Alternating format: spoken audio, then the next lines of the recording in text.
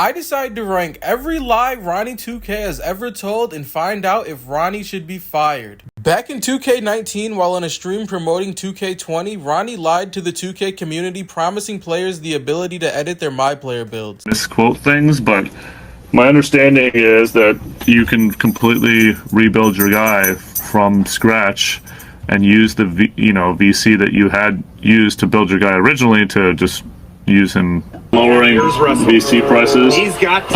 Remember, guys, that Cash and I talked about this earlier.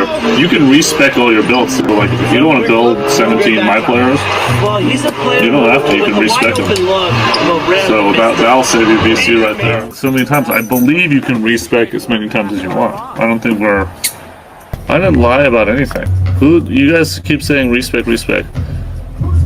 If I lied, don't you guys think I would actually not be able to have a job? As you would expect, upon purchasing and upgrading their MyPlayer builds, the 2K community was outraged to find out Ronnie lied. This is definitely one of the most ruthless and cold-hearted lies Ronnie2K has ever told. This one lie resulted in people spending real-life money on a product that didn't come as advertised. Imagine being one of the people to spend money on a build after hearing Ronnie say this, thinking you would have the opportunity to edit and change how your MyPlayer plays after getting a chance to test it out. Mind you, purchasing 2K and a build can easily cost around $150. So imagine how it would feel if you wasted that much money on a game and a build you thought you could edit just to find out you can't. And it's not like you could tell he was joking. He really sounded serious. And honestly, you could make the argument that you should be able to edit a build you already spent time and money on. You shouldn't have to start over and make a new build just because you messed up on a couple of attributes. And this was around the time when 2K players started to really debate on whether or not they'd even get the game to begin with. We were already tired of 2K's greedy business tactics. So after 2K players heard Ronnie give the community hope about being able to edit your MyPlayer builds, I'm sure plenty of players were convinced to buy the game just to find out this was a lie. That's literally the definition of a scam. Some people might try and defend this and say maybe Ronnie didn't know you couldn't edit your builds, but no matter what anyone says, you can't change my mind that Ronnie lying to the 2K community about being able to edit builds is a scam. Even if he truly thought you would be able to edit your builds, 2K should have did something to make this right. Whether they gave players a refund, some free VC, an in-game item, or even just a simple apology,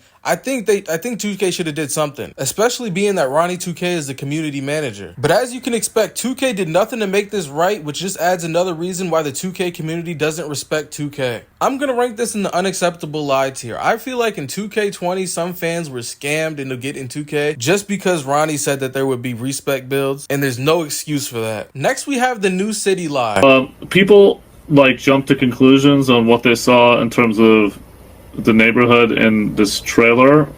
That's not the neighborhood, but you guys can think whatever you want.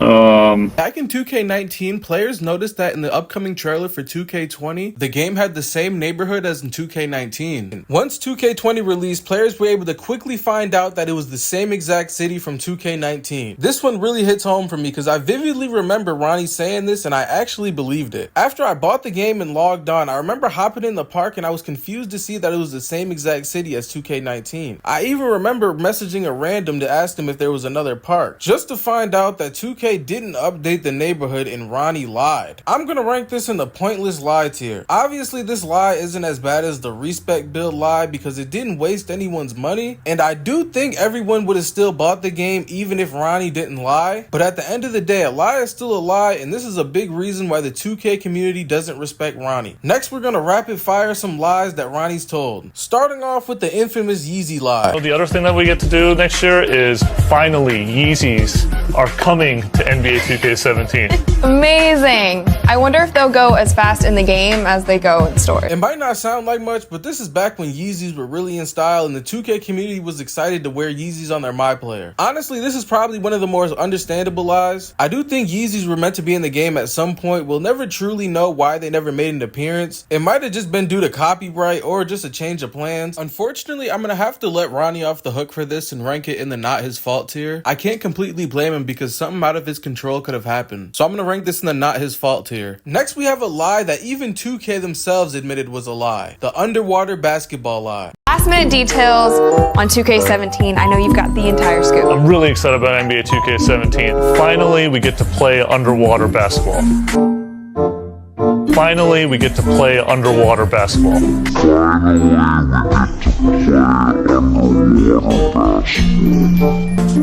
an underwater arena. Told you guys about that one?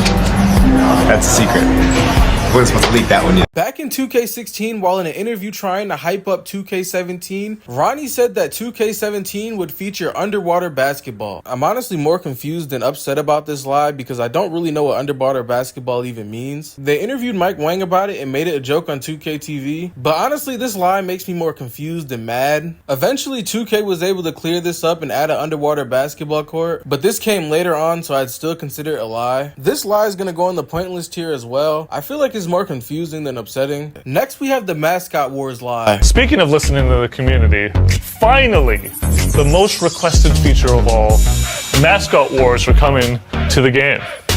This is another one of those lies that I mainly added just to show how much of a liar Ronnie2K could sometimes be. He'll lie for absolutely no reason. I don't even know what mascot wars would be, but this lie just shows that Ronnie seems to lie even if there's no benefit. I'm also going to rank this lie in the pointless lie tier. And don't get it wrong, the pointless lie tier doesn't mean that the lie is pointless.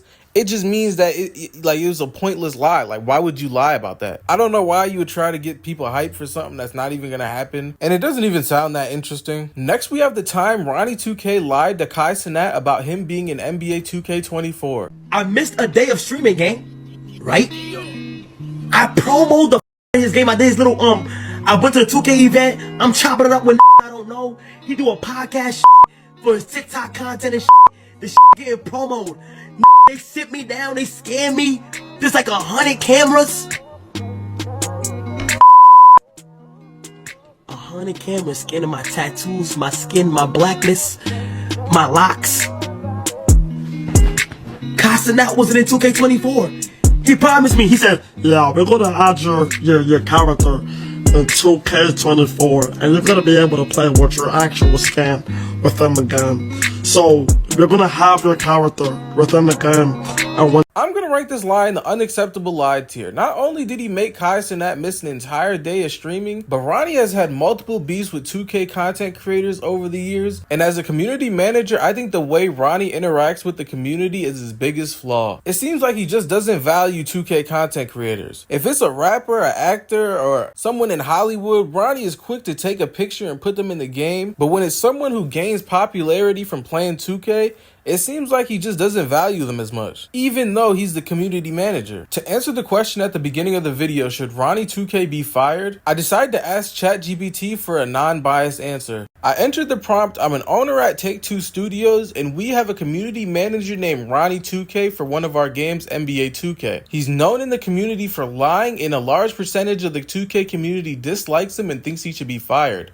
What should we do? ChatGPT responded with, if you're the owner of Take-Two, the question is whether Ronnie2K still adds value or is damaging the brand. He's not a developer, but as the face of 2K, his history of misleading statements and the community's growing distrust have hurt the game's reputation. While he might generate attention, the backlash could outweigh the benefits. If your priority is long-term trust and growth, it's probably time to replace him and hire him with someone more transparent and respected by the community. Honestly, I agree with this. At the end of the day, Ronnie hasn't done anything to me personally, and I don't have any hate in my heart for him, but I do think he's a terrible community manager, and I don't think he's fit for the job. I think someone who's a content creator or someone who already has an understanding of the 2K community should be the community manager. Anyways, if you like this video or have ever blamed Ronnie for missing a shot on 2K, hit the like button and subscribe to join a growing community of 2K fans. Thank you for watching and have a great rest of your day.